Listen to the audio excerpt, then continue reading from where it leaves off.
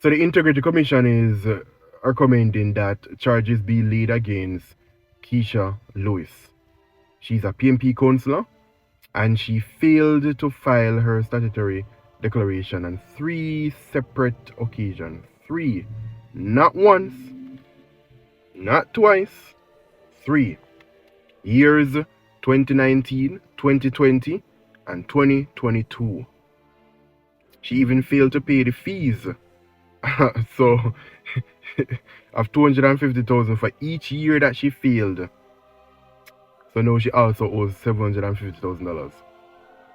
These are the people that we're choosing to lead. These are the people who are seeking to lead our country, people. They want to one day be in a leadership position and they cannot even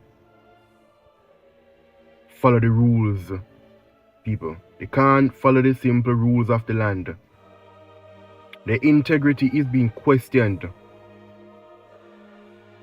Accountability is important, people. And again, accountability is important, especially for those who are seeking to hold leadership position in our country. But these are just my thoughts. What are yours?